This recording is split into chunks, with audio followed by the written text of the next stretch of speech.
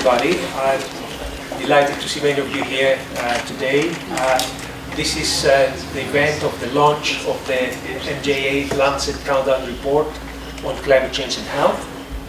I'm Sotiris Vardoulakis. I'm Professor of Global Environmental Health here at AMU, and I'm delighted to welcome many colleagues who are going to talk about this report today, and all the audience, and we're looking forward to having a very interactive session today. So first of all, I would like to pay my respects to the traditional owners of this land, elders past, present, and emerging, and acknowledge and celebrate their legacy in this country. I would like to start also with some household arrangements. So there are the doors are on the back, the exits are on the back of the room. There is also an emergency exit right here. So unlikely event of an emergency, you can evacuate the room from these three exits. Also, we're live streaming and recording the event. And this is going to be available immediately, and also as a recorded version later next week. So if anybody is uncomfortable with recording and live streaming, please let us know now, or sit in the back quietly. We promise we're not going to record the audience. We're only recording the front of the room. So without further ado, I will move on to a brief introduction about this very important topic, climate change and health. So as the Lancet, the medical journal, the leading medical journal, announced already 10 years ago, climate change is the biggest global health threat of the 21st century. That was a very bold statement in 2009. But I think now there is increasing recognition that climate change is not only an environmental problem; it's very largely a public health and societal problem. It's very complex. It's not a new pandemic. It's not a new type of threat, but it exacerbates many existing health risks. It multiplies many of the health risks that we have experienced for many centuries, like heat waves, infectious diseases, extreme events, floods, and bushfires. What we can see on this graph is what we call the direct effects of climate change. And you can see here severe weather events, extreme heat, environmental degradation, bushfires, etc. But also the slow-burning indirect effects on health, which include changes in vector-borne disease partners, increasing allergens, compromised food and water security, and also compromised water quality and food quality. So, as I said, it's a very complex issue, but also with a very clear message about the potential benefits that we can secure for health if we mitigate climate change as quickly and as aggressively as we can. So, a little bit of a historic perspective, going back in time. So, this slide is referring to the European heat wave of 2003. That was a very devastating heat wave. It caused around 70,000 excess deaths in Western Europe, most of them in France, but also across other countries across Europe. And that was a turning point for climate change adaptation policy. At that time, there were many, after that event, there were heat wave action plans, there were adaptation policies. In the UK, where I used to be based until recently, we had the Climate Change Act of 2008, and there was a lot of bipartisan agreement and consensus around the need for action to mitigate climate change and to adapt to unavoidable climate change. So, we don't need to go to Europe. We can see the effects of climate change much closer to home. So these are the devastating bushfires that we've seen in New South Wales and Queensland this week. And this obviously poses an immediate danger, immediate threat to human health, from injuries, from burns, loss of property, etc. But also there are the slow-burning long-term impacts on health, and that includes, of course, air quality. You see here that air pollution is spreading over long distances. It affects air quality in Sydney, which reached hazardous levels this week, exceeding the World Health Organization guideline value by 20 times. But also importantly, we have the long-term effects on mental health. And this is something which was not immediately apparent when we were looking at the effects of climate change 10 and 20 years ago. But I think now it's becoming much more evident. There's much more scientific evidence about the long-term health effects and mental health effects of climate change in relation to extreme events. This is another example, going back to Europe. We have heat waves and bushfires here, but in England we have floods this week with the loss of life, as I said, but also the very tangible, real long-term mental health effects on health. So as I said, it's a very complex problem. It requires complex solutions, but the solutions are out there.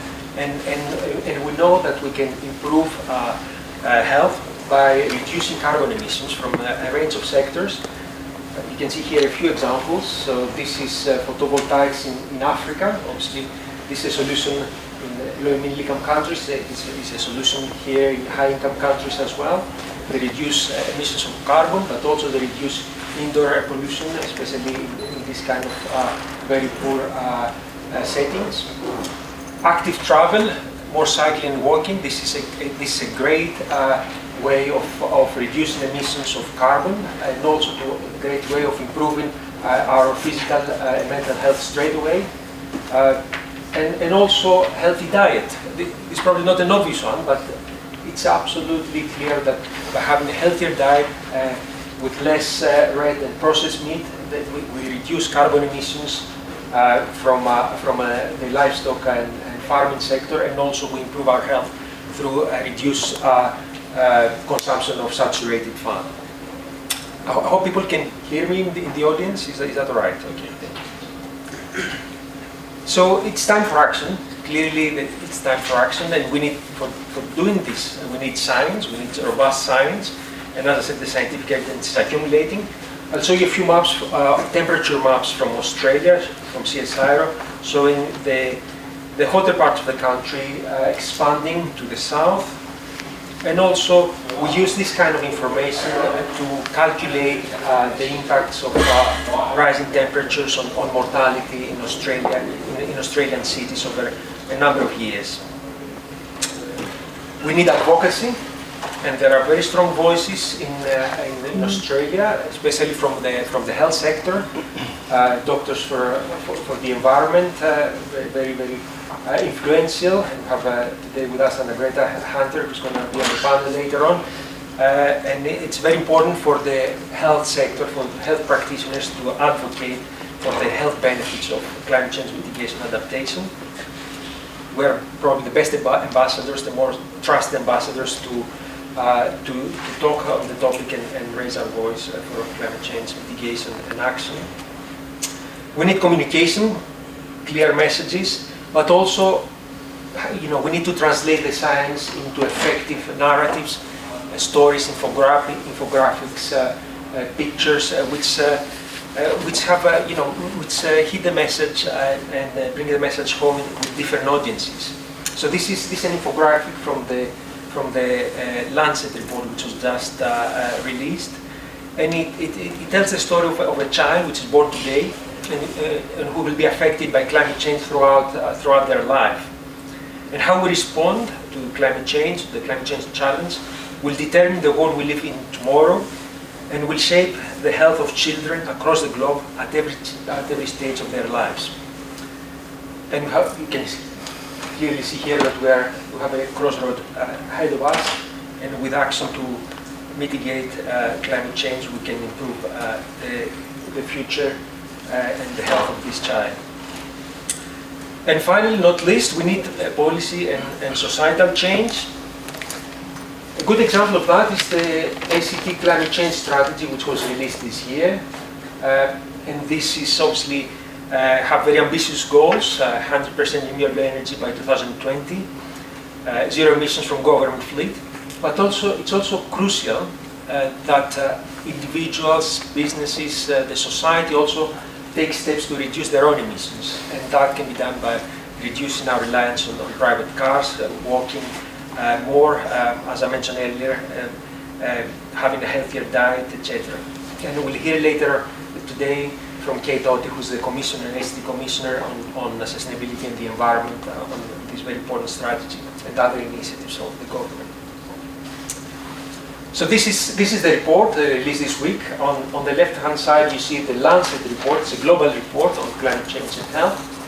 And on the right-hand side, you see the Medical Journal of Australia report. So there are a number of countries which have released individual reports. And Australia was one, I believe it was the first one, the first country to have an Australian report, the Australian Countdown report on the health effects of climate change and the response to climate change.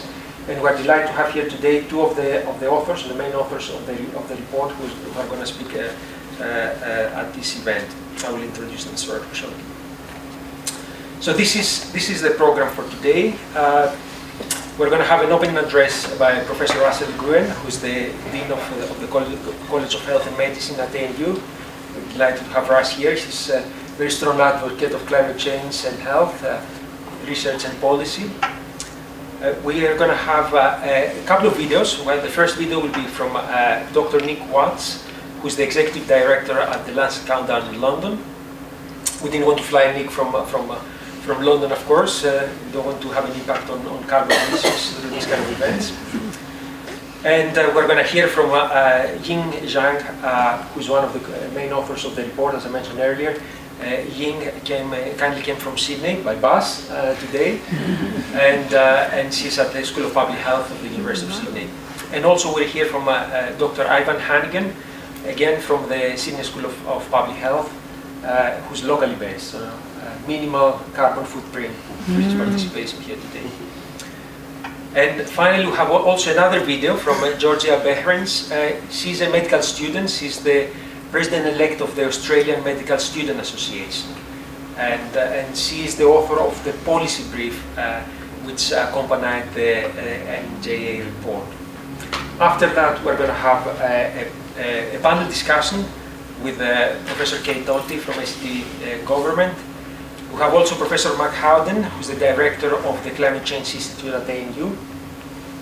We have Professor Sharon Friel, who's the Director of the School of Regulation and Global Governance, and also Dr. Anna Greta Hunter, Clinical Senior Lecturer at ANU and one of the main advocates for climate change action in the medical sector. So without further ado, or rather I should say that we're scheduled for this event till around 5 o'clock. After that, we'll have refreshments and needles just outside this room. So please stay on. There'll be opportunities for discussion, networking, and I think we can stay in the building for as long as we want, within reason. Okay, without further ado, I will invite Professor Russ Gruen to give a welcome address. Thank you.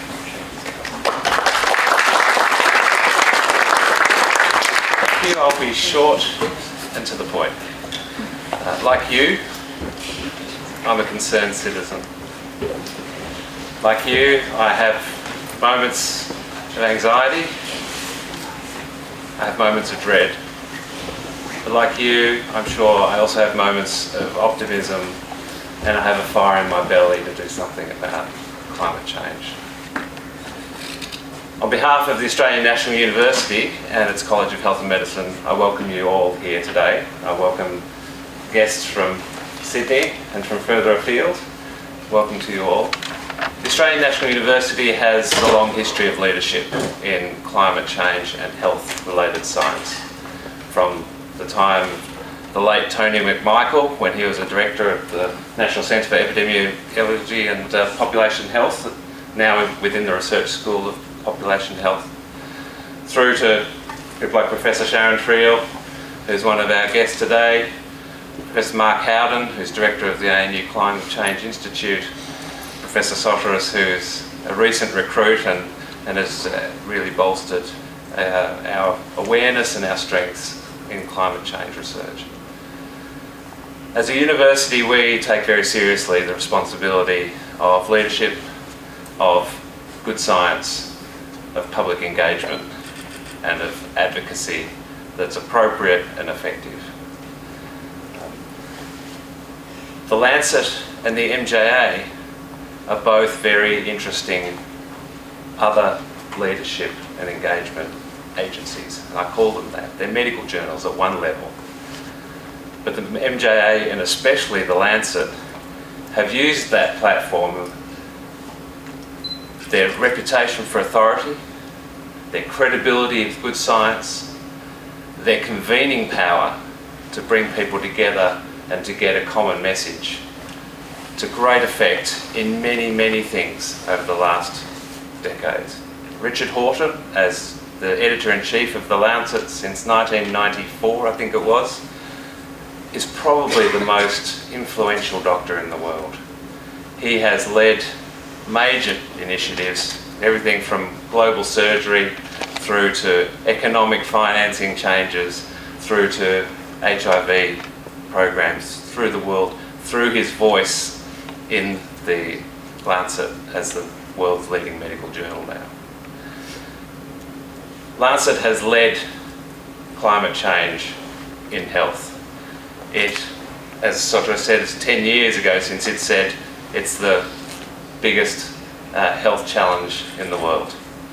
It now has a separate journal, the Lancet Planetary Health, devoted to climate change and the environment. We are today at a real inflection point, I think, where the Lancet and the MJA, joining the Lancet, have decided that they are going to shift the bearings away from data that talks about doom and gloom to get us thinking optimistically about a better future, to describing what that better future might be like and how we're going to get there, to thinking about a healthy, happy population in 2050 and 2100 that looks back and says, well, how did we get here? And looks back to that point in 2019 when the Lancet Countdown started. So I congratulate Soteris for bringing everybody together here to celebrate this important moment in our history, in the planet's history. I'm very much looking forward to what the other panellists have to say, and I look forward to being a concerned citizen with you all and moving this forward in what I would say, as Dean of the College of Health and Medicine, is the most important health issue in our planet, in our lives. Thank you.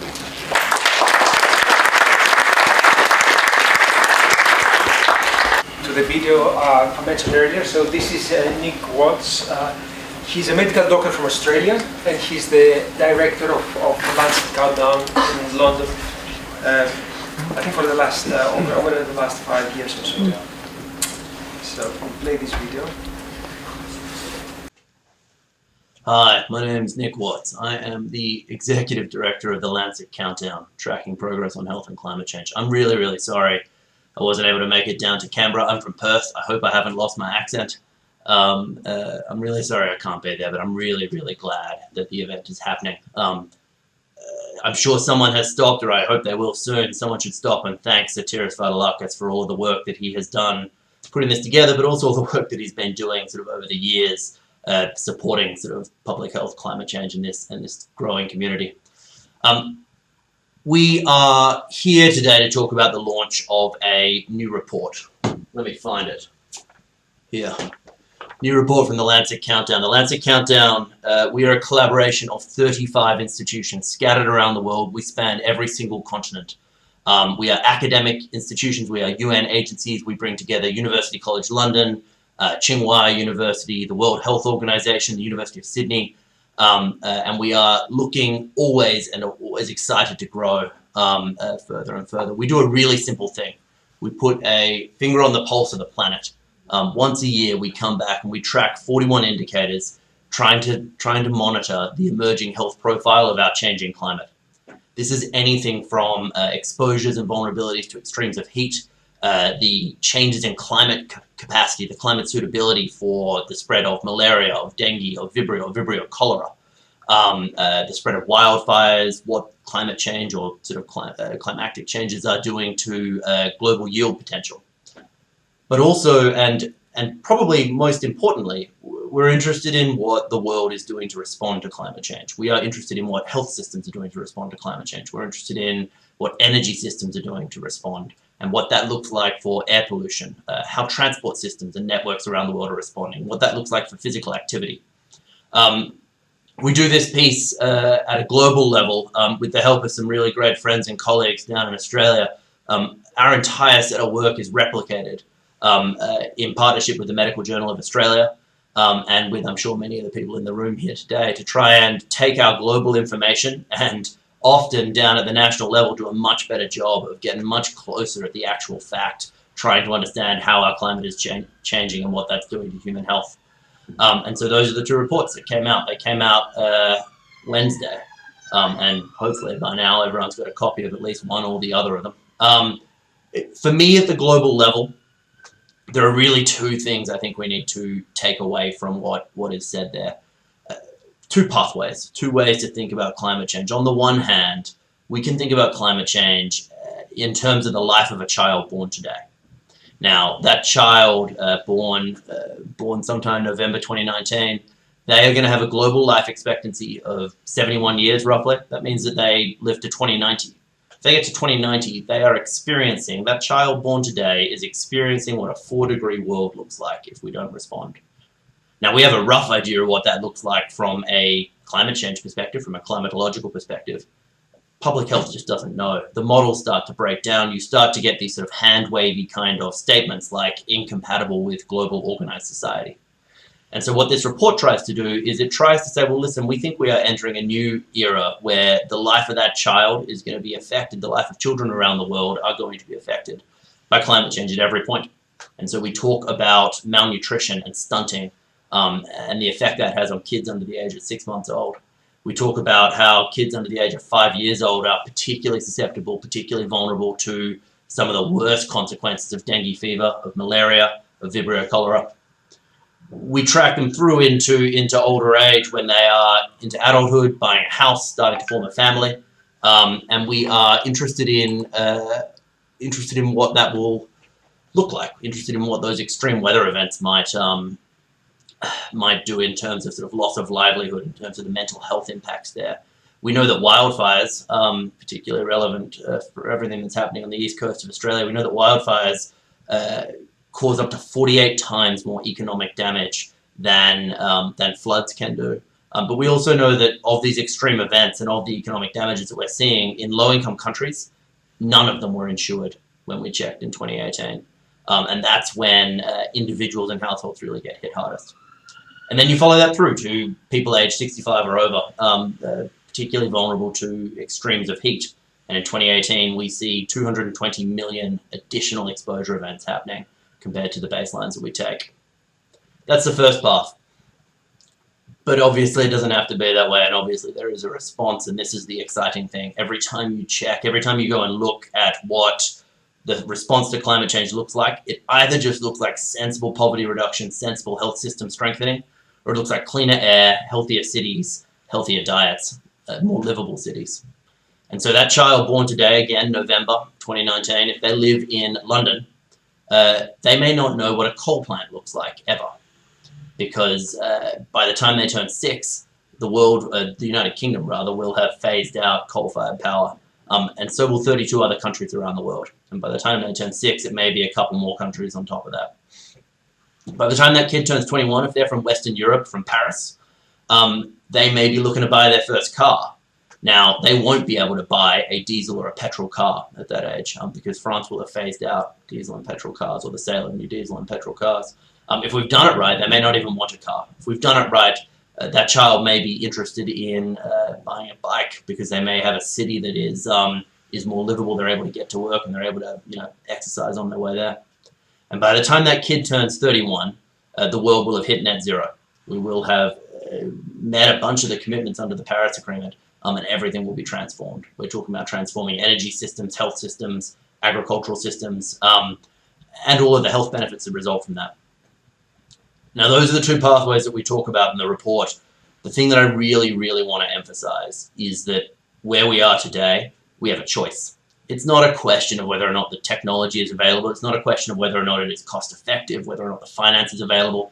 When you sit down and you ask the climatologists, you ask the engineers, you ask the economists, they tell you, no, none of that is the barrier. None of that is the reason we are not responding. Whether or not we head down this first pathway, where the child experiences a 4-degree world, or the second pathway, where we hit net zero by the time they're 31, is entirely a political question. And that's why events like this are so important. That's why the collaboration with the MJA and with everyone else in Australia is so important. And that's why I am so excited to see this event happening, and so sad I couldn't be there. Thank you very, very much. Thank you, Nick. Well, that was, I think, a very, very compelling case about the two pathways and the choice we're facing. So, can I invite, please, our next speaker, do that right, who is Dr. Ying Zhang. Ying is one of the key authors of the report, along with many other authors and collaborators from Australia. And she will present the main findings, and then we'll have one more talk about some of the findings from this report.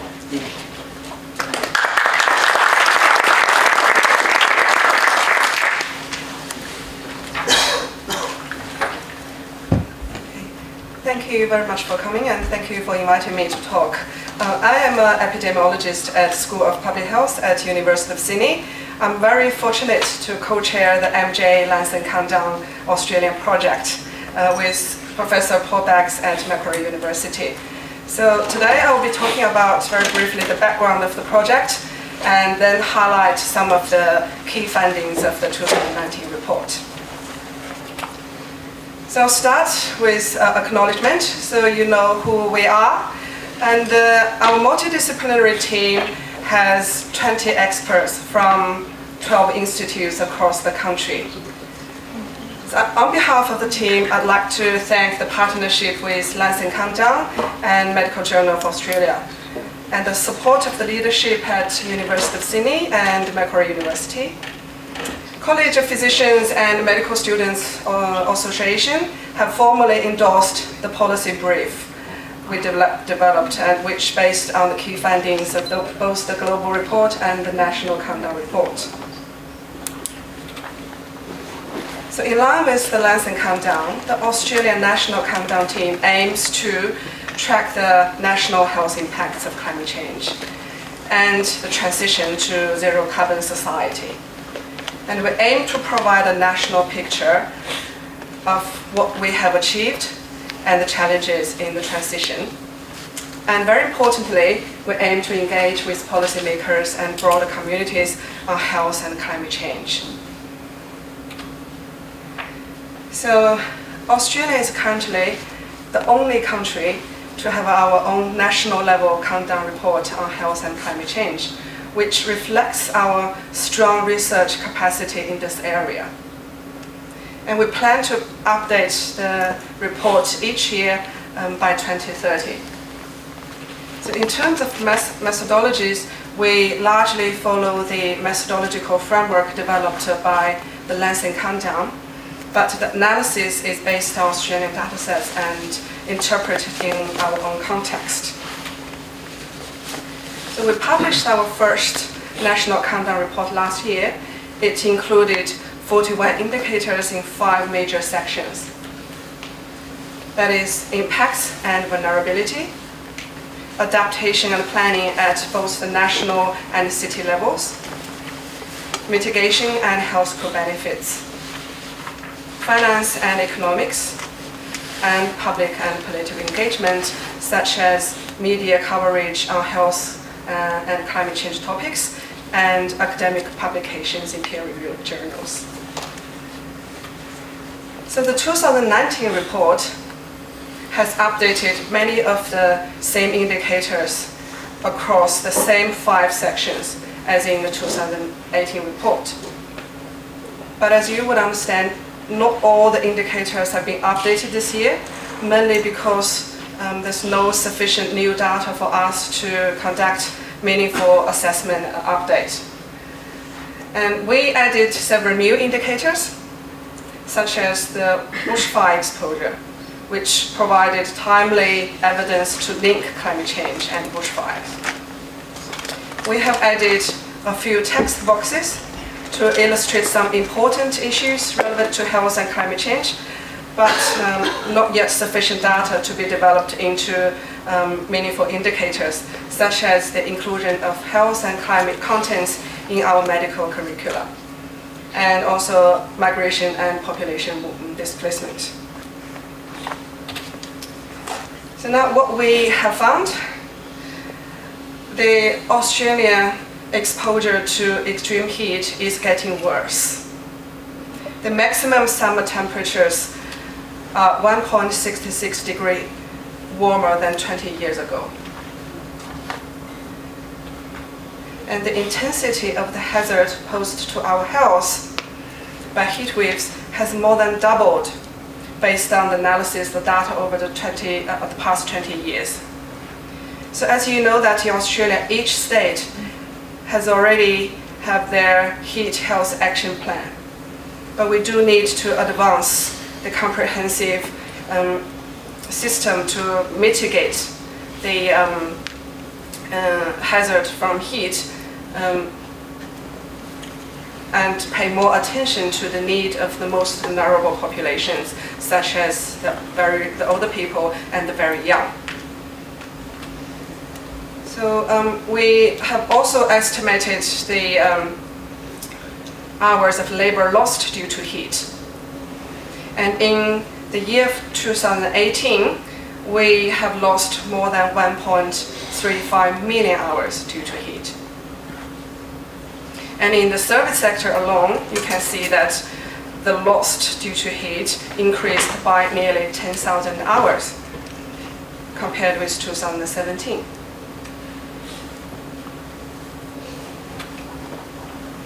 So in terms of exposure to bushfire, we have identified substantial and increased exposure to bushfire in Australia.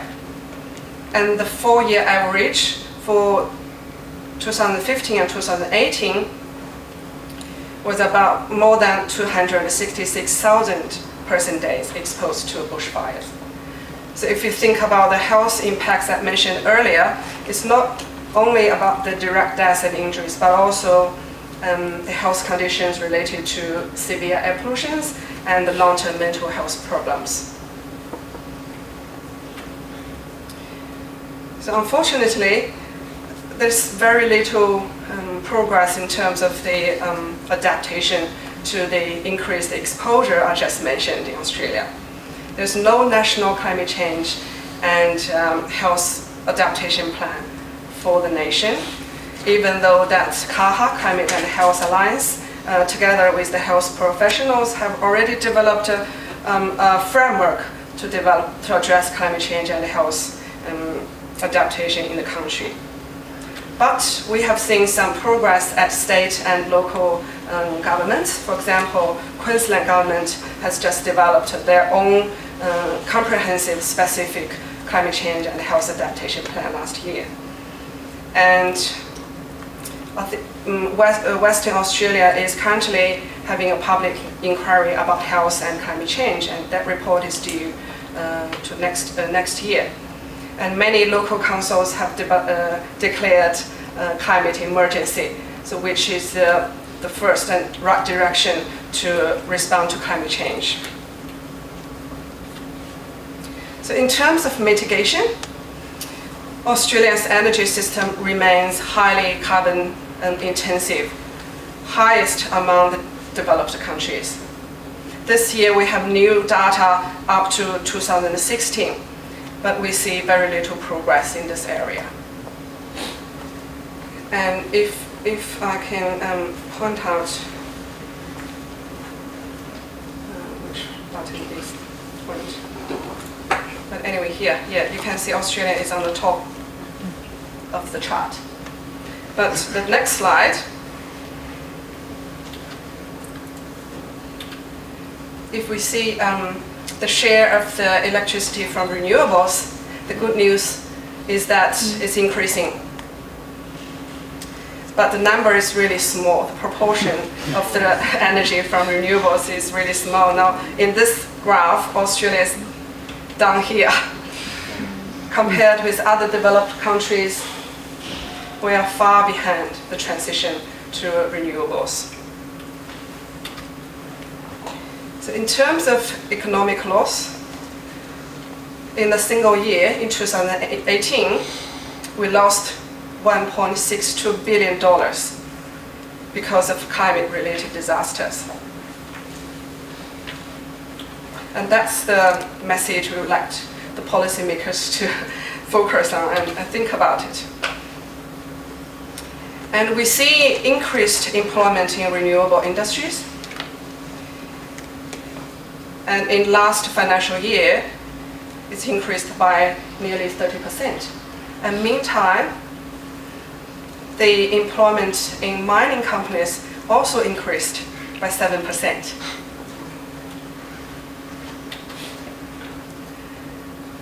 So last section is about engagement. Unfortunately, there has been no engagement in health and climate change topics at the federal government level over the past 10 years. As I mentioned, there is progress at state and local governments. So without the leadership at the federal government, we must think more strategically about what the city and state level can do in responding to climate change and in order to protect our health from climate change.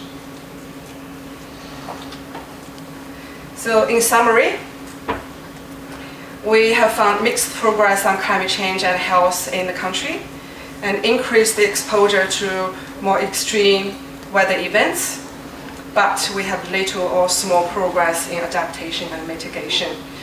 And Australia is performed poorly compared with other developed countries like Germany and the UK. And given the lack of leadership at central federal government, we conclude that Australia remains at significant risk of declines in health due to climate change. We are calling on policymakers to take urgent actions in order to protect our health from climate change. So our last slide is about the key recommendations from the report. The report itself is 20 pages long. So we don't expect policymakers will read all of them. So we highlight 3 simple key recommendations focused on both adaptation and mitigation and on health and heat system reactions. So Georgia will talk about more details about the recommendations later on. So I will stop here and happy to take any questions or later on. Yeah. So feel free to contact Paul or me if you have any questions.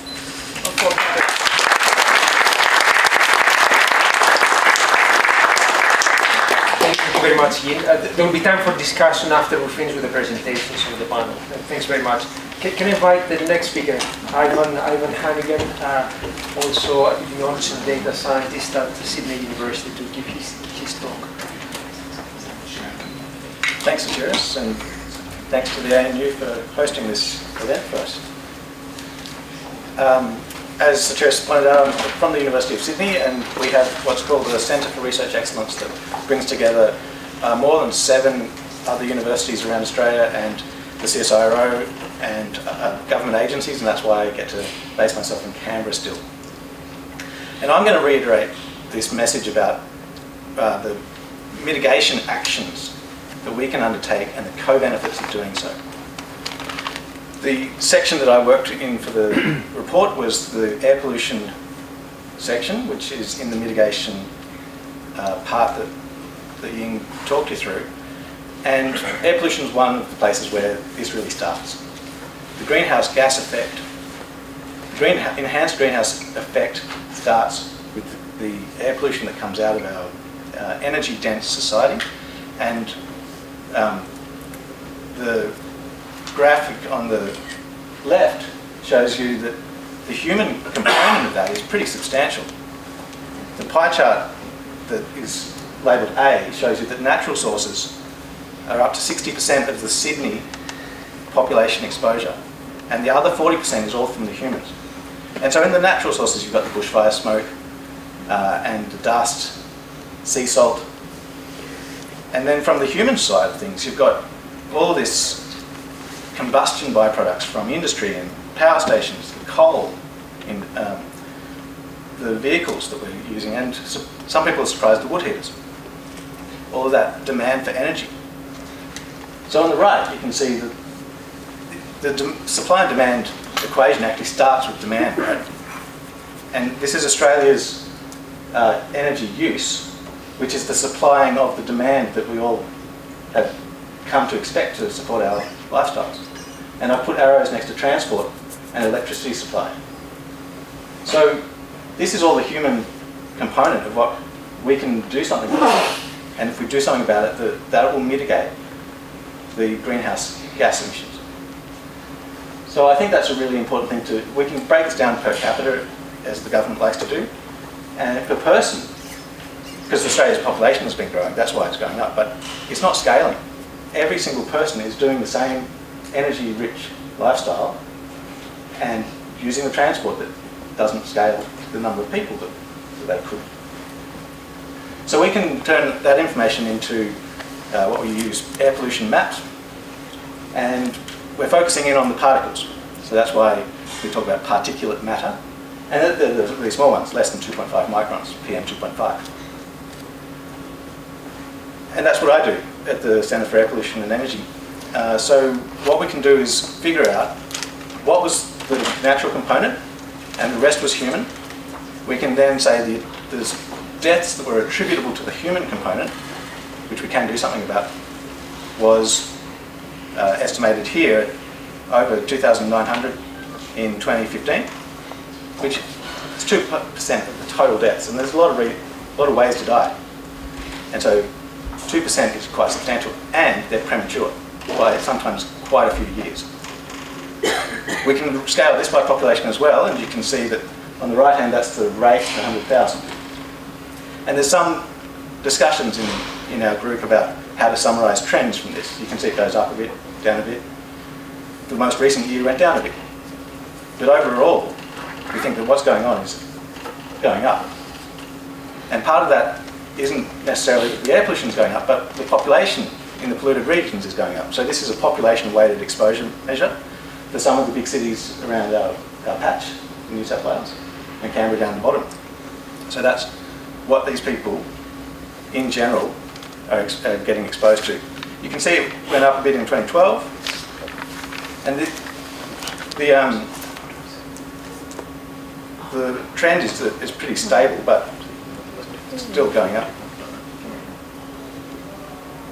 So what can we do about it? These human contributed particles are coming from our activities, the wood heaters that we use and the coal power stations that are burning, and also the bushfires and the natural hazard reduction burns. So these graphs show they're little boxes for each month of the year. So every January is on the 0, on the 1. And in Canberra you can see that and so every day is a dot, and they get combined up into the boxes, which means that 50% of all the days that we experience over that time period, 2004 to 2015, are inside that box.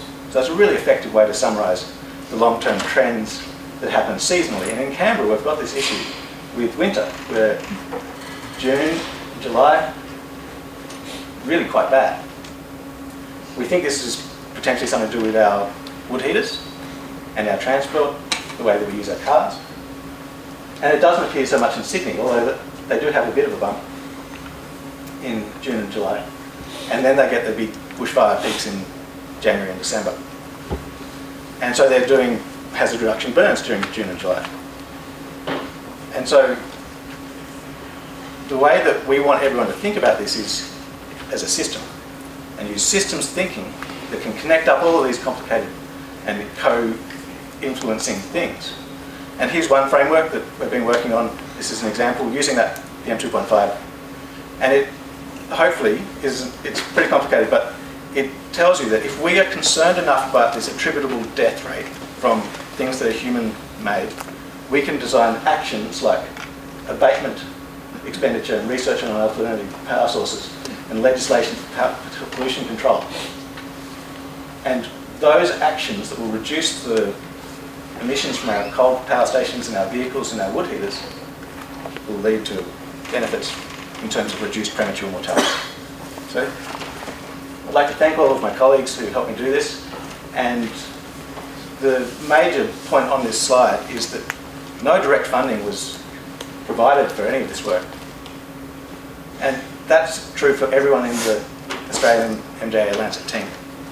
This was all done co-benefits of other work that we were doing or working on the weekends. And that's a really important thing that we should recognise and thank all of the people who have put in their time for this. Thank you.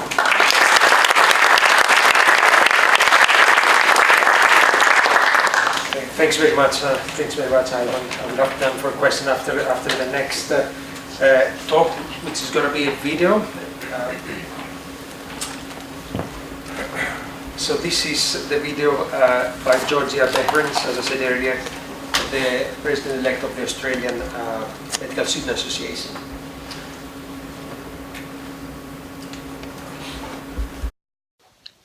Hi everyone, my name's Georgia Behrens and I'm the lead author of the policy brief that's going to be released alongside the MJA-Lancet Countdown that we're launching with you today. This policy brief is an important document and brings together consensus from some true experts in climate change and health around Australia in a variety of fields.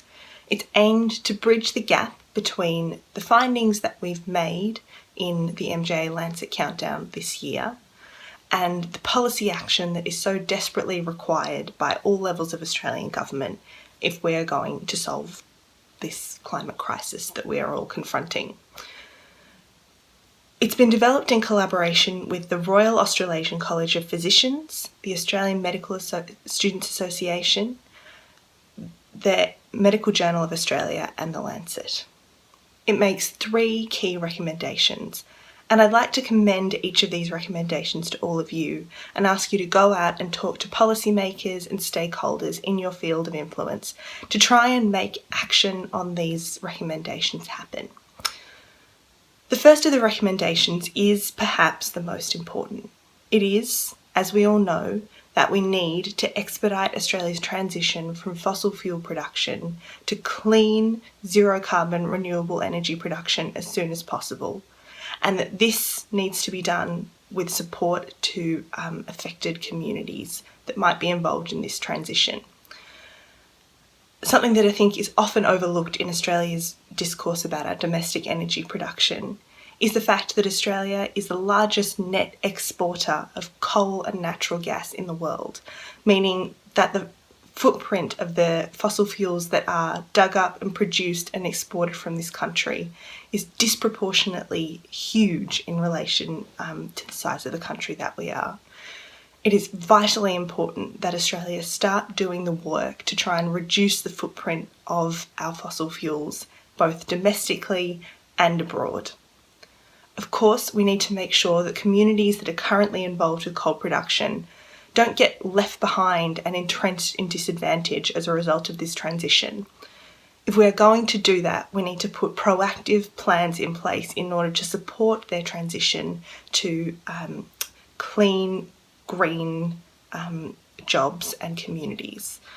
The only way that we're going to be able to do this is with forward thinking from our policymakers, and we urge them to engage in this sort of strategic policy making as quickly as possible in order to safeguard our future. The second recommendation that we are making is that the federal government develop a national climate change and health strategy. Action on climate change and health in order to ensure that Australia's health systems are climate resilient and that our current world-leading health system doesn't get undermined by the impact of climate change and health is vitally important. The Climate and Health Alliance has already developed a wonderful framework for a national strategy on climate change and health that could help the federal government to coordinate action at all levels of Australian government on the necessary adaptations that health systems need to make in order to build themselves as climate resilient systems in the future. We commend this framework to all Australian policymakers and suggest that the federal government take a look at it as an option for something that could be adopted at a federal level. Again here, failing to plan on climate change and health is planning to fail, and we need to have proactive strategies in place in order to safeguard our future. The final recommendation that we are making is one that pertains to the summers that we have coming up here at the moment. Heat has killed more Australians than any other natural disaster and costs billions of dollars in impacts every year. As temperatures rise, heat waves get longer and hotter and more intense. Our population ages and more of us move into cities. The impact of heat in Australia is only going to become more and more severe. Here, again, we need to ensure that we are being proactive about developing multi-sectoral, comprehensive heat strategies to protect Australians from the impact of this heat. This doesn't just mean having reactive warning systems and putting things in place for when heat waves get too overwhelming. It's also about engaging in things like changing the way we design our cities to stop the urban heat island effect happening and exposing us all to such great heat in the first place. It's about ensuring that our community services are available to go and reach out to particularly vulnerable communities, like people who might be sleeping rough, to make sure that they are protected when these massive heatwave events occur. It needs to be something that occurs across all levels of government and engages a variety of sectors to ensure that all Australians are safeguarded from the threat of heat. I commend each of these policy recommendations to you and ask you, as both a policy author and as a young person who will be living and working in a time where climate change is getting ever more serious, to go out and do what you can to try and make sure that these policy recommendations are realised. The time for talk, the time for empty promises, the time for ongoing prevarication and negotiation, that's done. The time now is for action, and I ask you to go out there and try and help us make action happen. Thank you. Thank you, Georgia. Extremely powerful message from Georgia, the author of the policy recommendations report, and also a young person, a medical doctor, very influential in this country. I have copies of the policy report and also copies of the Lancet report outside the room. So if you want to have a copy, we might not have copies for everybody, but if you want to have a copy, a hard copy, you'll find them outside the room. So I think with this now we can move on to the panel discussion. I would like to invite all our distinguished speakers and panelists to come and sit here in front.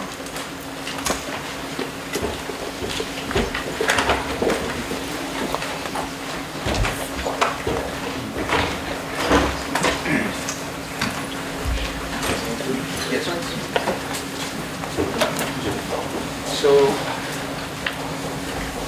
we're privileged to have here today many distinguished speakers, experts on climate change and health. I would like to invite those who haven't spoken already to say a few words. Shall we start with Kate? Would you like to say a few words about the ACT strategy and the other initiatives the SD government has developed recently? Thanks very much. Thank you for inviting me to be here today at this extraordinarily important launch.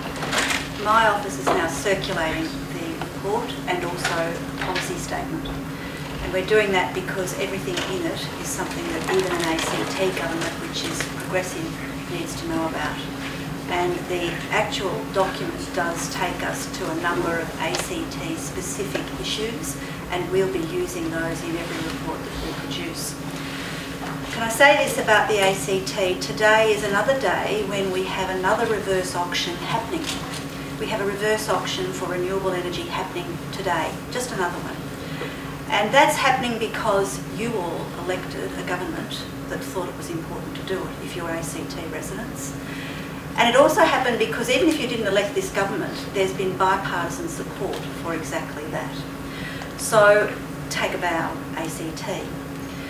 Just very recently, there have been two other policies that have been launched, and they are extraordinarily important policies because they speak to all of us about what we need to do as much as what government needs to do.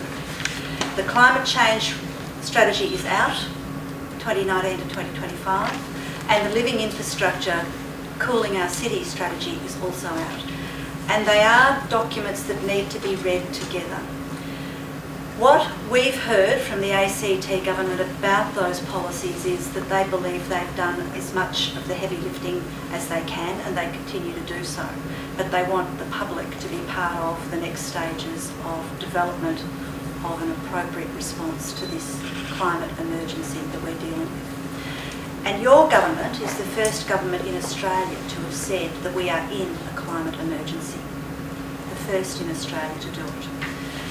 What we know the government is asking us to talk to people about, and I'm an independent commissioner, notwithstanding some comments about some recent tweets, but what we know the government wants you all to do is to be really actively engaged in promoting what needs to happen, because they recognise that they can't do it themselves.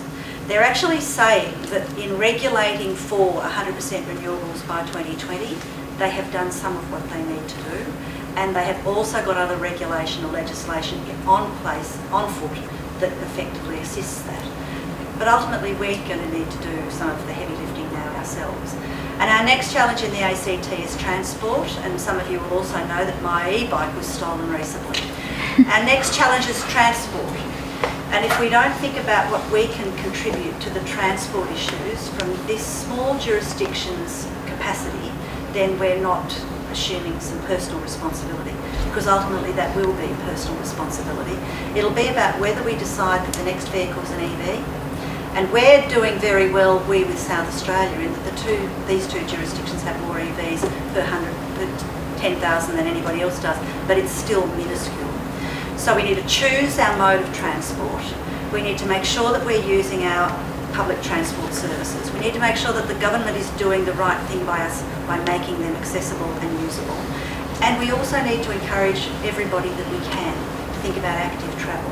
But the other thing, and I'll be quiet now, the other thing we need to do is be committed to saying to the government what we want to see happen about the living infrastructure plan as well. Because we're going to need to cool this city. We're going to need to think about what we can do by way of adaptation.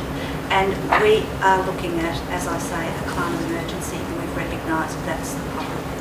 In relation to cooling the city, there's a whole lot of things that appear in that particular policy. If you haven't had a look at it, could I urge you to do so? There are a number of actions. They include valuing what our tree canopy is, but they also include increasing the tree canopy to 30%, and that's about in the middle of where every other city is. It might not seem like a lot, but it's comparable. The other thing that we want to see happen is 30% of all surfaces are permeable, so that if and when we ever do get any rain again, we're looking at how we make sure that that rain doesn't just run off. We're looking at what microclimates might mean. We're thinking about what we need to plant, and we're not planting the same things we've always planted in the ACT. We're going to have to plant the trees that survive in a climate like Dubbo's. We're going to have to plant corymbias. You'll all be able to walk along some of the wonderful avenues in the ACT smelling lemon-scented gums, which don't come from here. And you'll be asking yourself what happened to the red stringy bark, which is suffering dieback as a result of climate change and other reasons. And you'll be asking yourself what happened to our great red gums. But there are things we can do. We do need to adapt. The government needs every one of us on side, and they're recognising that as well. And they're saying that their capacity to communicate with the public in the past and engage and collaborate has not been as well as optimal as they would have liked it to have been, and they're reaching out, they tell us. That's what I think we've got to all accept, that this government here is actually doing that, and while there will always be things we can complain about and criticise, we are ahead of some of the other jurisdictions. Fantastic. Thanks very much, Kate. Professor Roddy has been very influential.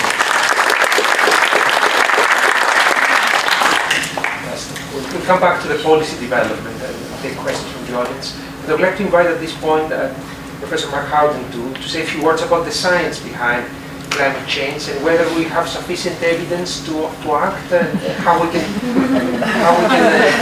increase the evidence base, make it more punchy, and motivate policymakers. Thanks, Satiris. I was actually going to talk about something else, but the answer is, do we have enough information to act? Yes. How do we enhance that information base so it's even more relevant and more pertinent to decisions? funding some research and development would be a good start.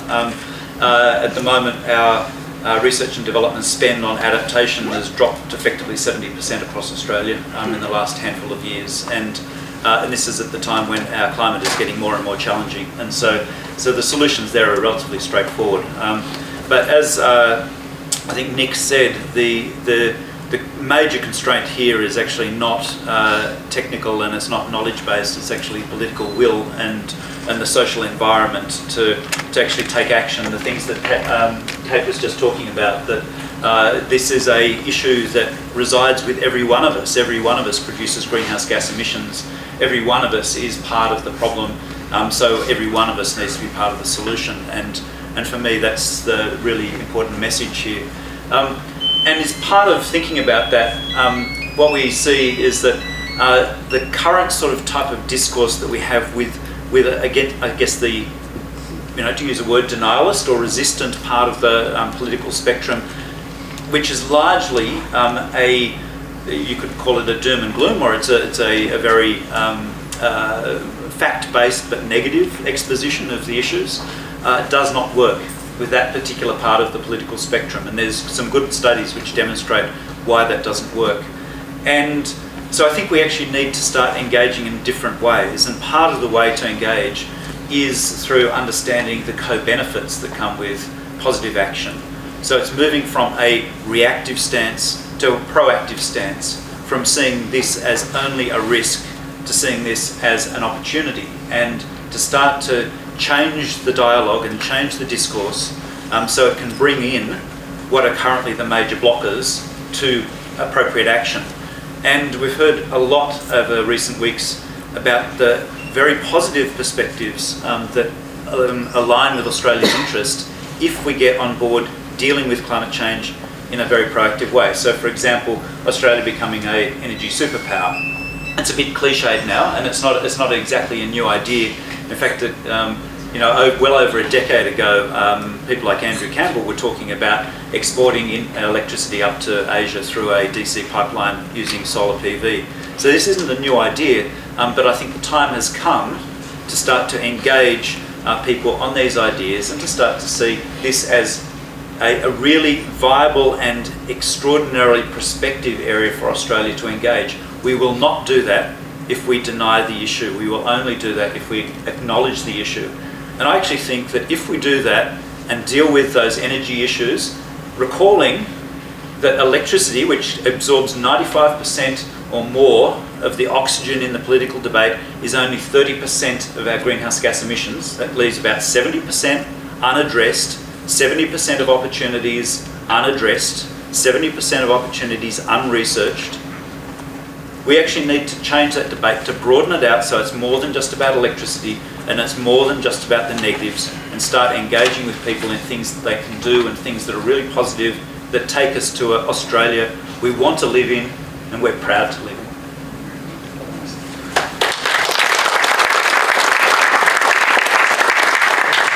That's extremely helpful. Shall we move on now to Professor Sharon Friel? Mark spoke about hope and co-benefits and the positive frame of the agenda. Sharon gave a stellar lecture yesterday about despair and moving to the sphere of hope. So Sharon, would you like to say a few words about that? Yeah, this may not be very hopeful, but it sort of follows on from Mark's comments about that other 70% and where the action can be taken. First of all, I do want to start with really congratulating the Lancet Countdown and congratulating the work of colleagues within Australia. It is a very, very important piece of work. Not only does it point to the areas in which action needs to be taken in some priority areas where we see things haven't improved, but it's also a very important resource for holding to account. So it's got both the evidence for types of action and holding to account the lack of action that happens. We shouldn't underestimate the power of those indicators. So the thing that I would want us to really get our heads around is disrupting the system, and particularly disrupting the consumptogenic system. Some work that I and colleagues have been involved with And particularly I'll illustrate that through the idea of the global industrial food system, which is part of that other 70%, where there are real opportunities to improve things, but it does mean really taking on very significant vested interests in that space. So the global food system contributes about somewhere between 25 and 30% of global greenhouse gas emissions. The global food system still fails to address the fact that we've got 2 billion people undernourished and about the same who are overweight, obese, and some of the consequences like diabetes. So there is a problem with the global industrial food system which could be changed. You know, there's so many opportunities from production, processing, manufacturing, retail, the fast food sector, and then of course what we as consumers choose to cook, eat and waste. So at every stage in that supply chain there is this connection with the energy system that colleagues have been speaking about. The global industrial food system is very reliant on fossil fuels, and that becomes rather obvious when you look at the investors in the global food system. The same 3 major money managers globally own significant shares within the major global food companies, so the sorts of food companies that we would want to provide healthy, nutritious foods. Remember that our global food supply is swayed towards high fat, high salt and high sugar. That's the growth area within our food supply, contributing to those health concerns. Those same companies with very significant investors are the same investors in the fossil fuel industry. So thinking about the opportunities through the investment system, given that there's a major movement about ethical investment, climate change divestment, then I would suggest that if we are concerned about this relationship between climate change and health, and we want to disrupt, and particularly from a mitigation perspective, we've got to think about the food system. It means we've got opportunities of engagement through the energy, through the traditional food system, and with the finance sector as well.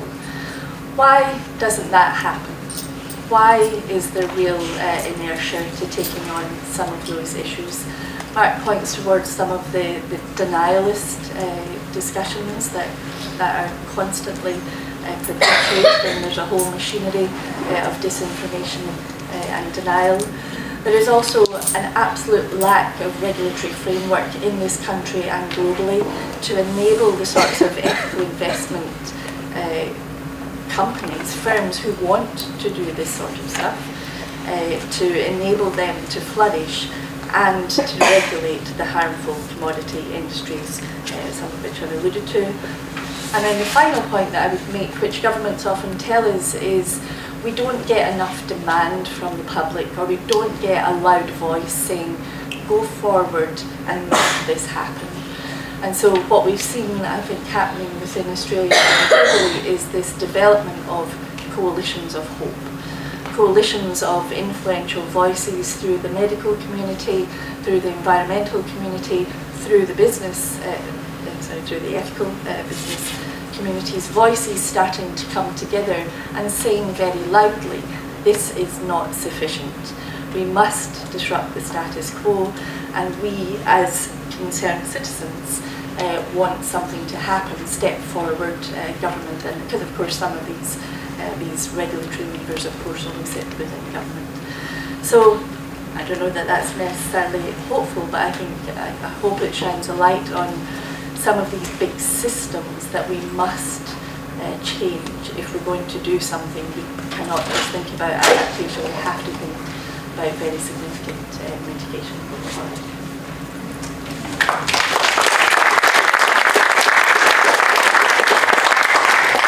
Thank you, Sharon, very compelling. So, can I turn to Anna Greta Hunter, one of the most outspoken medical. Anna Greta is a cardiologist, but she speaks locally about climate change and health, and she has had many engagements this week around the report, the Countdown report. So, Anna Greta, coalitions of hope, how do we get there? Thank you again for organising today. It's been a great, extraordinary panel. I feel really privileged to be part of this set of discussions. I'm just a clinician, I'm just a cardiologist, and I'm not an expert in climate change, but I'm very much been occupied by the concepts of climate change and health over the last few years. There's no doubt it's the most significant challenge that we face, and in healthcare we are only just beginning to appreciate, I think, the magnitude of the way in which it affects each day of each life that we see. I'm struck by a few things that come out of the Countdown report, and it's a fantastic document that I encourage everybody to read, both the MJA Australian context as well as that global context. And there are two ideas that I just wanted to put forward into the room today, which is about translation of the science into the life that we lead. And I think for doctors this is one of the most essential things that we do. We translate science into the life of the person in front of us. And we know the science is extraordinary. I don't think anyone in the room is needing necessarily any more scientific proof or economic argument about the reasons to act on climate change. So we need to start to think and actively discuss the way in which we transmit that message in a way that means something for people's lives. So I'm really struck by the use of narrative, this framing around the life of the child that's been presented to us so eloquently by Nick Watts today. And I'd encourage everybody to think about that in some detail. I thought I'd just give a very brief medical context to this. The way I look at the problem might be that it's like having a conversation with a patient where we're talking about a really serious diagnosis.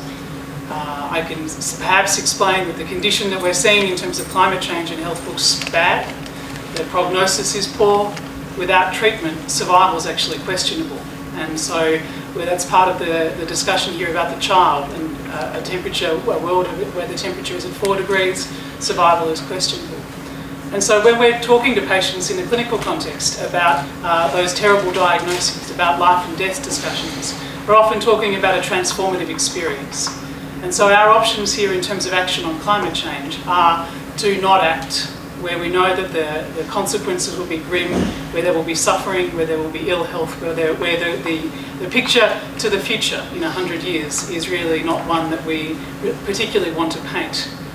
Or we might be ready to take that transformative action, and people who've had experience with really aggressive medical treatment might understand that you're really radically transformed by things like chemotherapy or radical surgery. And at the other end, life is different, and life is often better. The hope is restored. And being able to see that vision of the future is part of the way that we can potentially communicate the need to change now.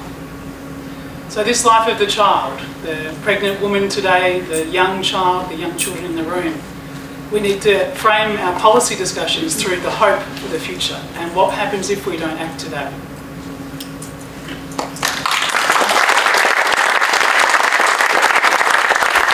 Thank you, Anna. Great. That's great.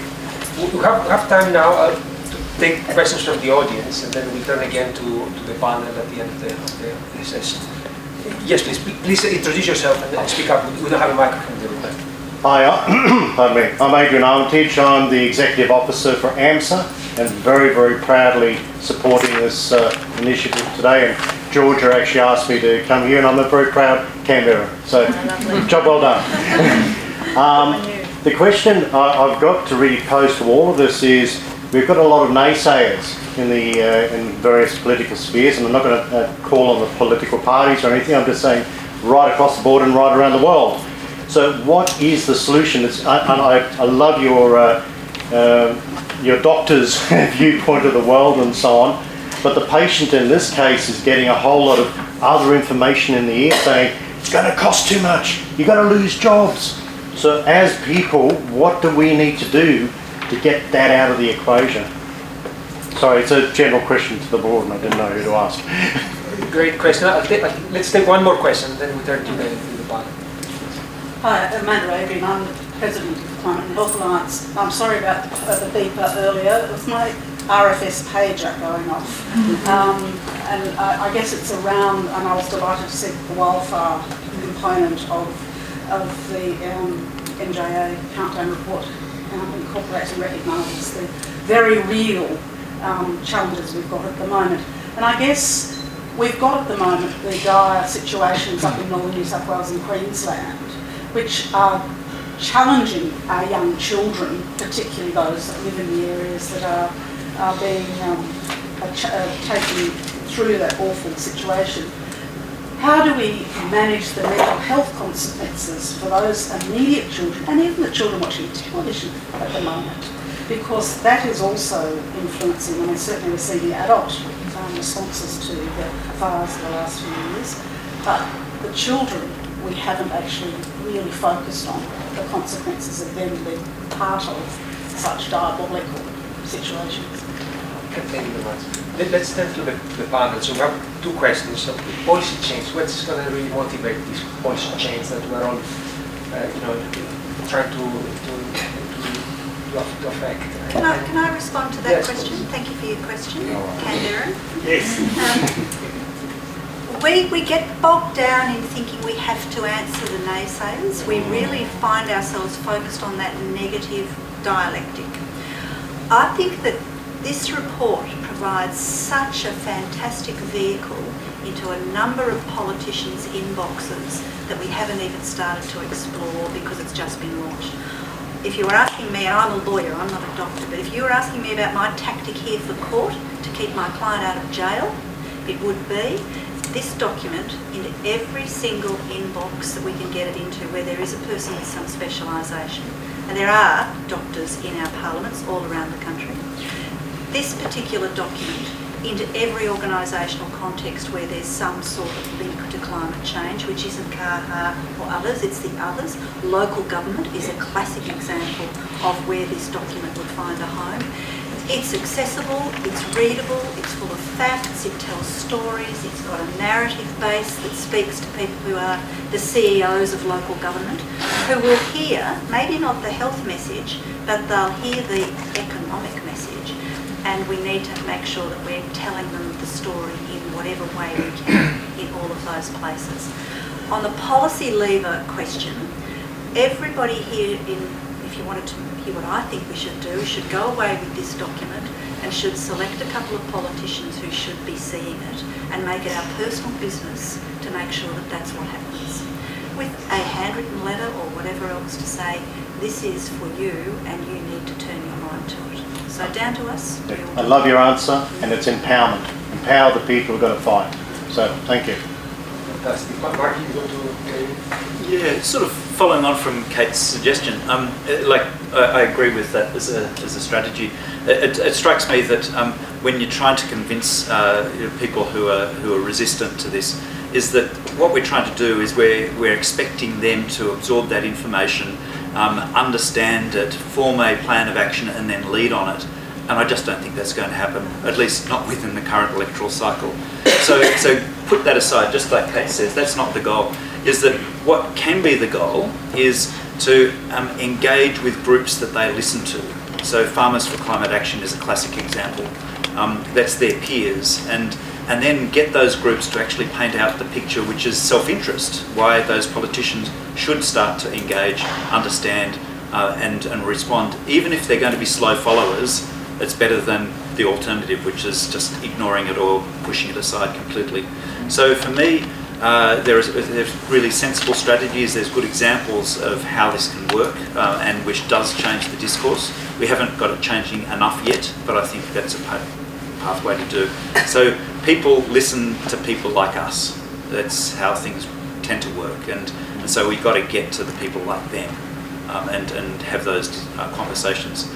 And secondly, the point about sort of mental health in young people, I guess I'm when I talk frequently in public at various events, and I'm always really cognizant of mental health, and particularly for young people, and so I choose my words very carefully, and I always give hope to people. So it's that balance between concern and hope, and it always has to have something that people can grab hold of.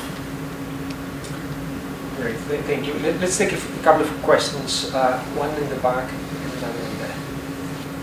Thank you, panel, and very good, broad view of what the paper's about, which I haven't read. But my question is really more about communication to the general population, because there's a lot of stuff here, and as Mark just said, we can just pump the facts out, no problem at all. But how do we make that real clear? two of the most successful health campaigns that I'm aware of were the Slip Slop and Slap and our good mate Norm.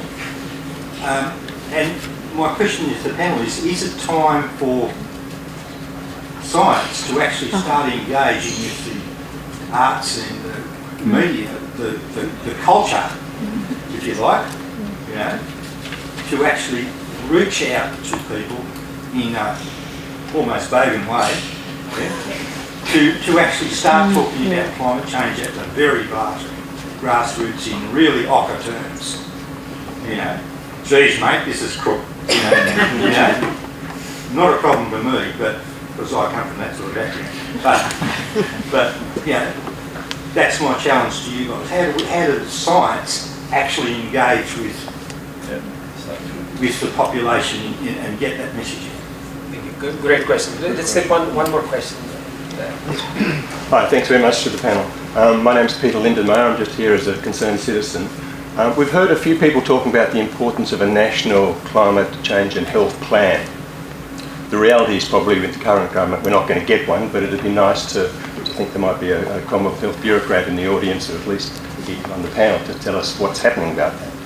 But I guess in the absence of that, it seems that it's important for states and territories and local governments to take the lead, as has been happening in other parts of other sort of climate change actions. So really, I guess this is a direct question to you, Kate.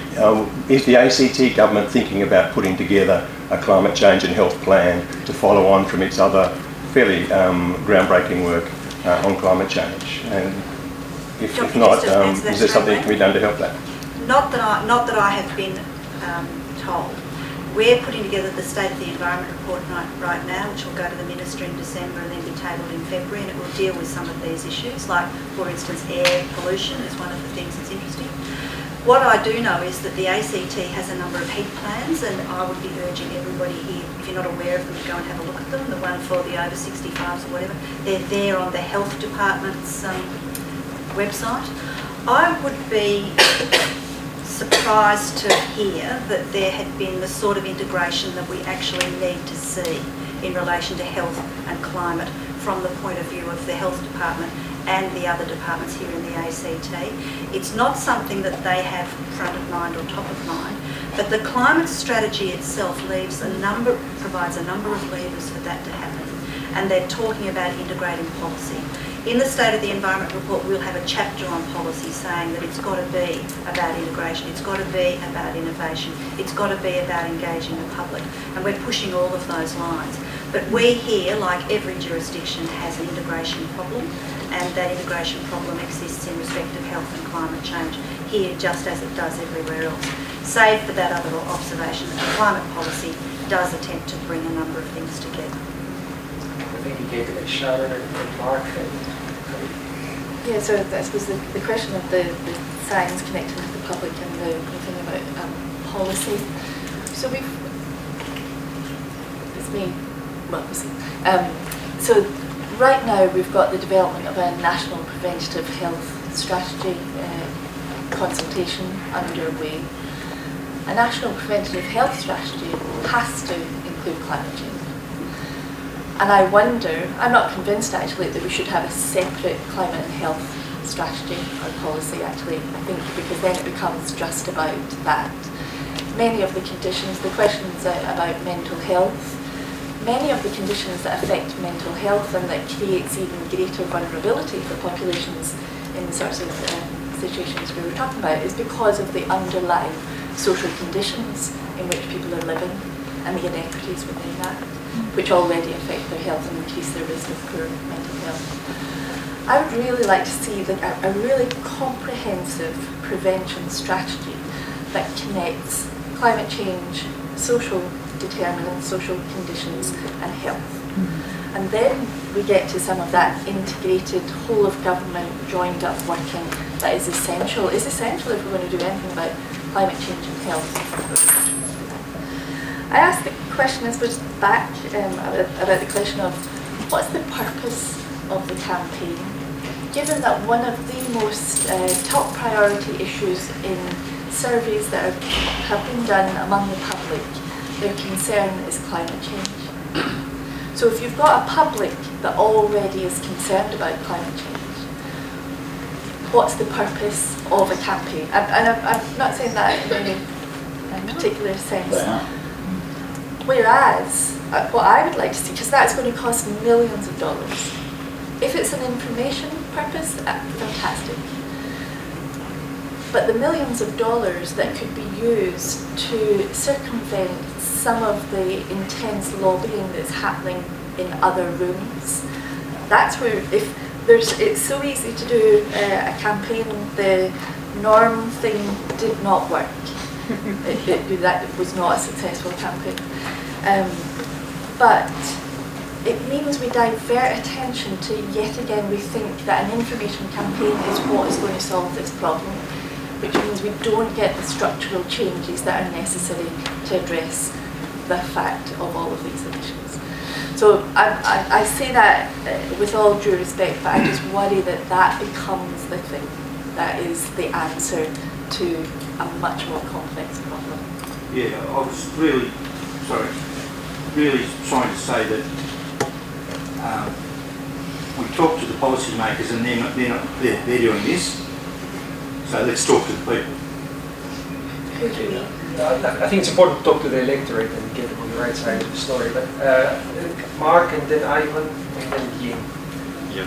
In fact, just following along the lines that Sharon was saying, I actually think there is potentially some value, but one of the risks of a campaign, the slip, slop, slap campaign, is very much it pushes responsibility down to the individual. So slip, slop, slap is something that was an individual responsibility. If you cover up, etc., you can avoid negative consequences in the future. The problem with that is that focusing down on the individuals misses out the systemic change, the things that Sharon was just talking about, which actually are really in many ways the barriers. So the comment that Sharon made was that in surveys, most Australians now actually acknowledge climate change and want leadership on climate change. So the last Lowy Institute poll said 90% of Australians wanted more action on climate change, even if it cost them money. The problem, I think, is that moving from yes, I'm concerned to actually taking action is the challenge. And so to some extent it's a marketing problem in terms of individual action. But even then that just still misses out the systemic change. So we have to find ways of pushing up into the system rather than pushing down on the individual. And smarter marketing brains than mine might be able to solve that one.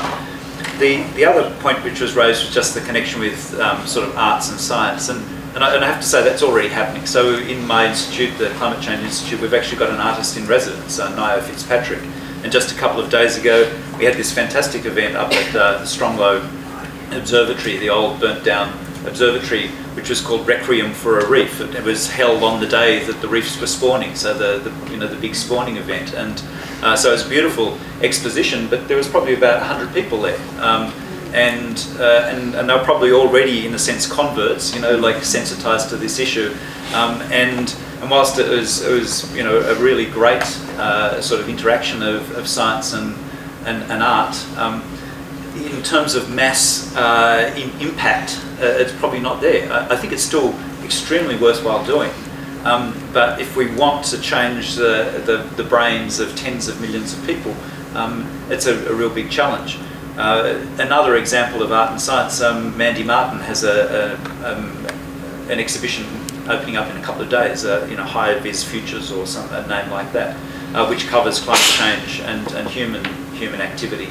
And so there are examples like this, but again, they're a really thin slice. We're getting to a really thin slice of the population, and I think the issue here is something like you're alluding to. How do you have campaigns that get to a huge slice of the population and push upwards, not downwards? Thanks, Mark. I wonder, then Ying, is there any? We've seen beautiful infographics with attached to the report. Is there any cultural production, any other,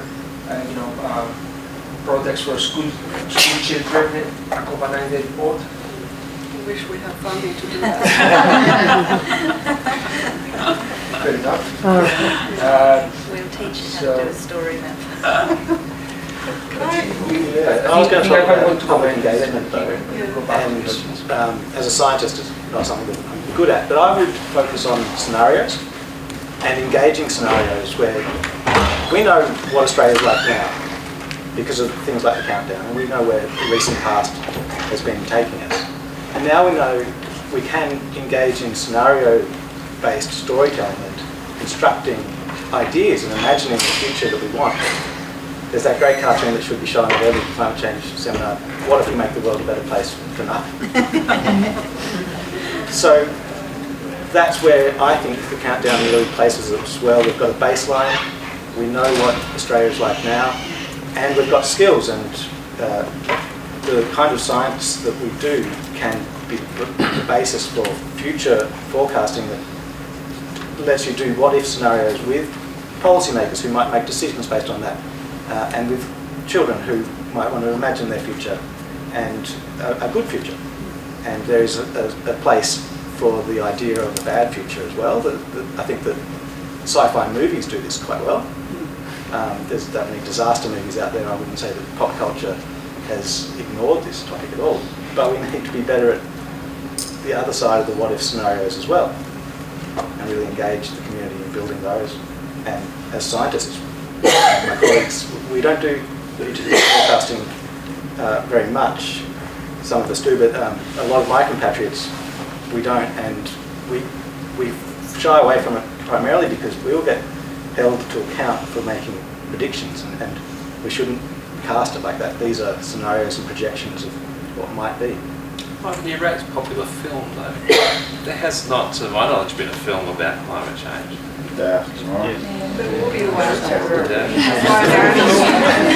Samuel L. Jackson was going to take a run who's rich to the moon and live there. Do you remember that one? I don't know. Could I make one? Oh, sorry. Can I just add to the engagement with general public? I think it's important. Don't forget that media plays an important role here in engaging with public, general public, because I didn't include that indicator in my presentation because I don't want you to feel too depressed outside the room. Our finding is based on our analysis of the 13 major English newspapers in Australia. The media coverage on health and climate topic dropped 2/3 between 2008 and 2018. So which the implication is that Australian people may lost the opportunity to be engaged with the discussion and the opportunity to have the correct information to take adaptive actions in responding to natural disasters and climate change. So, yeah, but that's actually in contrast to the global trend where there's clearly increasing concern about climate change and health in newspapers and major media, mainly from developing countries. That's very, very sobering point. Let's take a couple of questions and then have a final round of Could I just make one comment to that? Sorry, Horace. I just want to say, if people don't come to us, if we can't get people to come to us, then we need to go to them.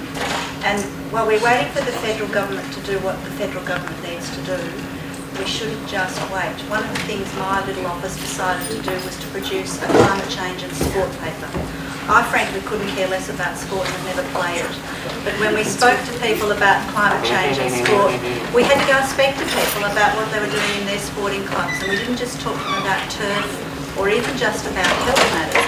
We talked to them about business stuff, we talked to them about tourism, we talked about the loss of opportunity when there wasn't going to be any sport. And it caused us to think about what we were doing in a way that we previously hadn't, because we could sit there and say, why aren't people talking to us about what's happening on the sporting field and the temperatures they've got to play in? We could wait forever for that to happen. We went out to them. So I think we need to make sure we step into places in which we're often uncomfortable. Thank you, Kim. So I can see 4 hands here. Very briefly, please. Oh, thank you very much. My name is Ojeka. So you know me. What happened? I am here as a concerned citizen because I personally believe, because I came from Bangladesh, where climate impact is severe.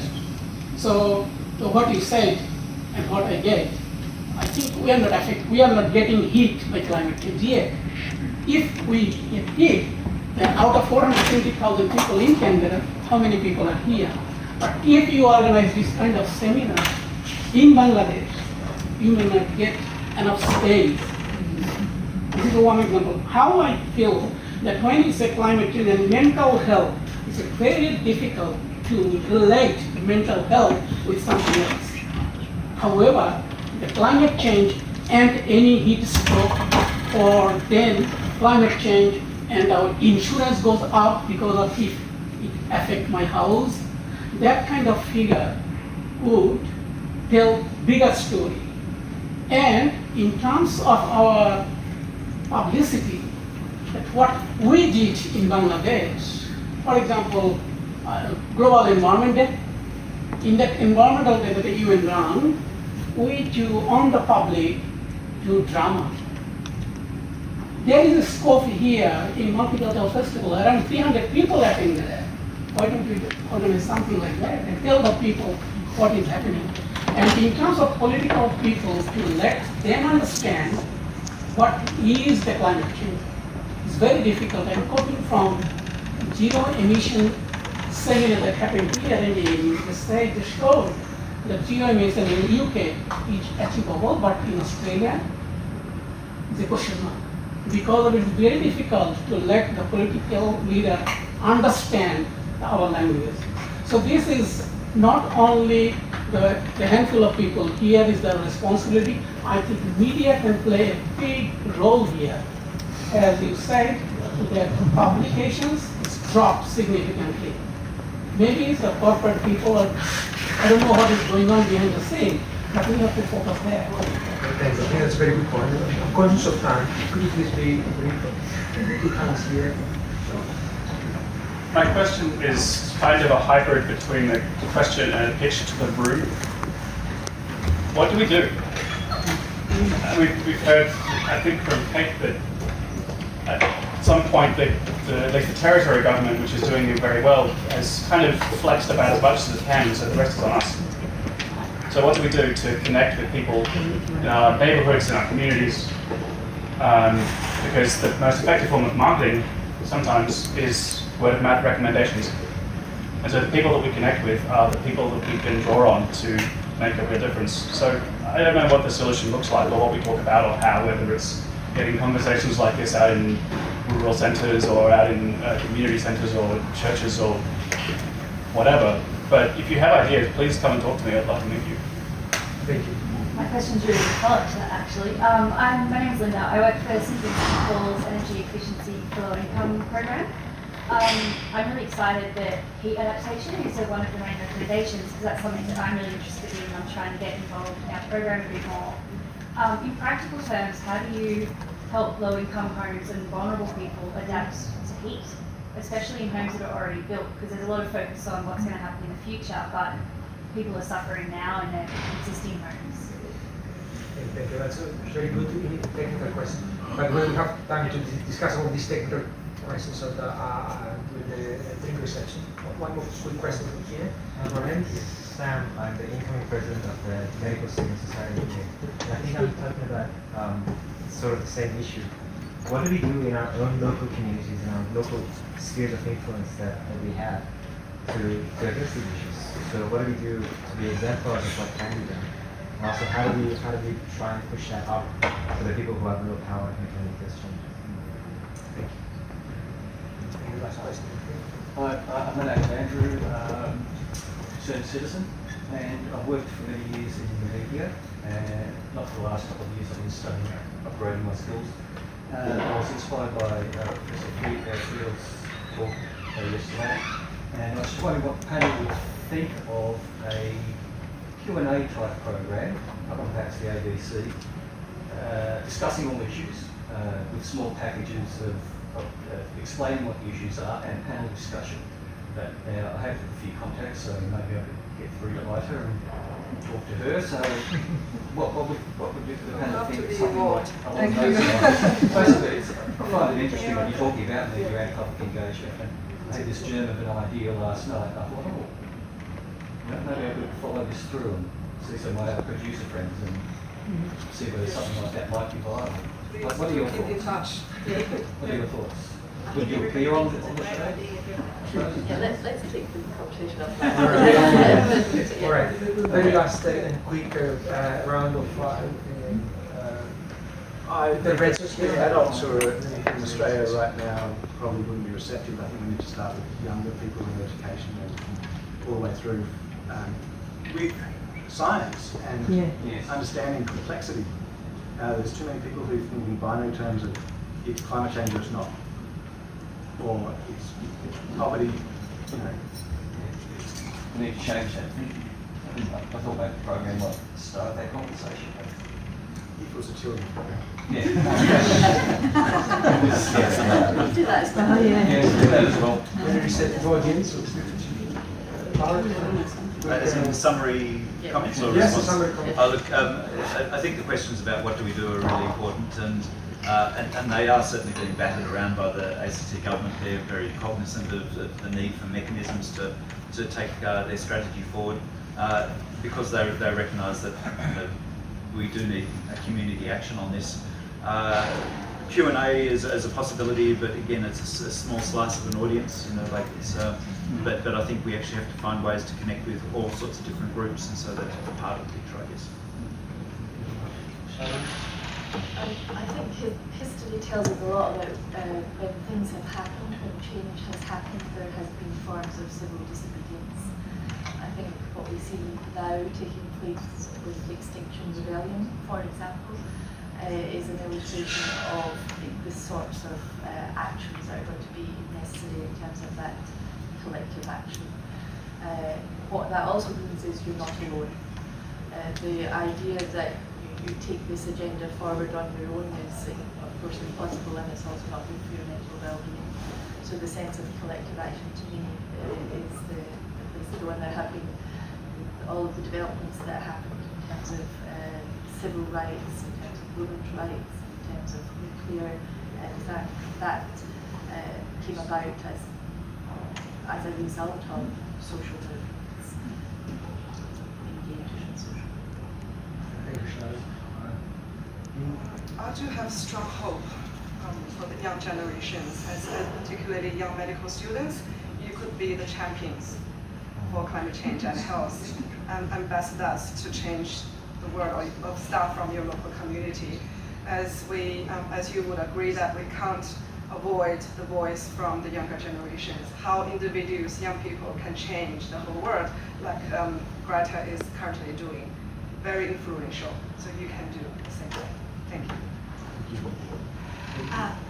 We've been to talk about the EEIS and ActSmart, and ActSmart, of course, is the program arm of the ACT to make what you're talking about happen.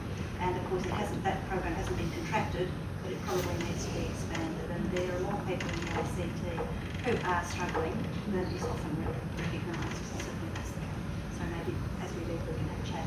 Can I just say to your question about what you can do? I remember being in university in the 1970s before fax machines were invented.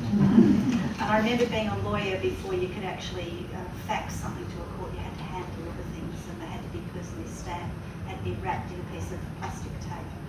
You have never had it better for communicating messages than currently is the case. And I'm a victim of the old Twitter sphere, but I have to tell you that if you don't use all of those social media and other ways of communicating your message to a network that you already have, and therefore expand to a network that you don't currently have, then you're not using something that is in a way the most extraordinary thing that's made and empowered communities in ways that Rupert Murdoch and others just don't understand. And indeed, many of these youth movements are organized through social media. Exactly. Another great Great questions about what we can do, I think, and making sure, the interesting thing about the conversations from the audience is the extraordinary breadth across which climate change affects us. It's the ultimate wicked problem. It's a ubiquitous threat and ubiquitous opportunity. And so I think one of the strategies for doing something is making sure that it's part of the discussion that we have in many aspects, or in as many aspects of our lives. So decision making on things that we do, in conversations with friends, in the sorts of choices that we make. And I've done that in the workplace. The last couple of weeks I've been on a Canberra hospital, and I've been on the ward saying, let's talk about the carbon footprint of what we're doing in healthcare and the way in which we can take that into consideration. And in fact, I've been playing with the idea of what if we turn the tap off? Okay? What if we stop burning fossil fuel tomorrow? And let's game our way through that. Let's work out what the consequences are of us transitioning rapidly away from burning fossil fuels. And so we have to play with this. And it comes back to what I was saying before, which I think the solution is really translating that science into our lives. And we have to use our imagination. And so I encourage everybody to take any of the information that is relevant to your life from the report today into the conversations that you have, into the people you meet, into the activities that you enjoy, and make it relevant now. And the last word from our team. I'm going to reinforce that. Sam, you may be a very special person in the future for us, and that's what we train you to be. But I think the message for all of us is no different. That being well-informed, well-intentioned, well-motivated, and wanting to make a difference is what has always led to positive change. So read the Lancet report, you know? Share it, tell people about it, get other people to read it, tweet it, you know, but email it off. Remember what true north is on your moral compass. We're talking about a brighter future. Right? We're talking about a healthy future for the planet, for our people. That's where we're all motivated. You go into an argument with anybody else who's got other motives, your argument will always win in the long run. Right? And being well-intentioned, want to make a difference. That's why you're here. You know? So don't waste your Friday afternoon. You know, let's all go out there and actually make a difference. Thanks so much. Thank you so much, Ross. Thanks everybody.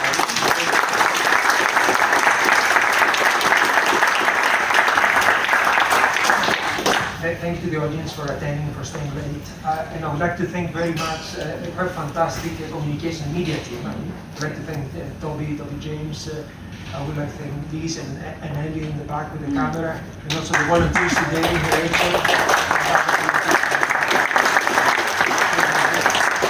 Please stay for drinks and snacks, and make sure that the countdown report is in every politician's inbox and every journalist's inbox in the next few days. Thank you very much. Thanks for having me.